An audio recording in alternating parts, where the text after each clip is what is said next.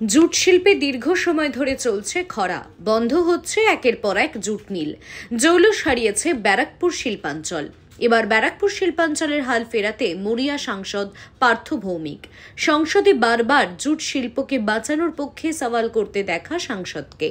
তার প্রচেষ্টায় শিলমোহর দিয়েছে এবার কেন্দ্র।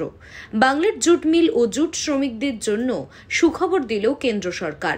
কি বলছেন সাংসদ পার্থ ভৌমিক, শোনাবো। আপনারা জানেন আমাদের একটা প্রতিশ্রুতি ছিল যে জুট শ্রমিকদের নিয়ে আমি শেষ অবধি আন্দোলন করব।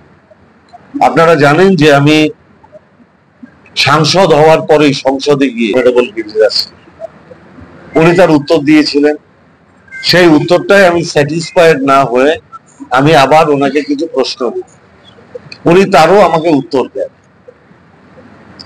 আমি তখন ওনাকে বলেছিলাম আপনাকে আমার আরো অনেক কিছু বলার আছে, কিন্তু যে প্রশ্নগুলো আমি করেছিলাম জুট শিল্পের উন্নতির জন্য, জুট শ্রমিকদের জন্য, আমি খুব আনন্দিত যে গতকাল একটা প্রেস রিলিজ।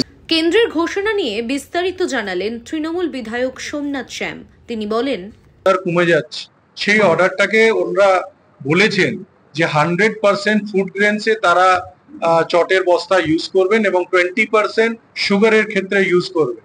যেটা আগেও বলা ছিল 80 এবং 20, সেটাকে 100% করেছে।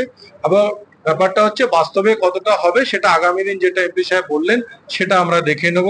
ওনারা বলেছেন 12,000 কোটি টাকা মিনিমাম পারচেজ জুট ইন্ডাস্ট্রি থেকে তারা করবেন, এটা একটা প্রতিশ্রুতি তারা তাদের বিজ্ঞপ্তিতে দিয়েছেন। এছাড়া তারা বলেছেন এতে লাভান্বিত হবে 4 লাখ ওয়ার্কার যারা আমাদের জুট ইন্ডাস্ট্রিতে আছে। এছাড়া 40 লাখ যারা ফার্মার্স আছে, যারা চাষি আছে, তারা লাভান্বিত। আপনারা দেখছেন ইউএন লাইভ, বাংলা খবরের শেষ কথা।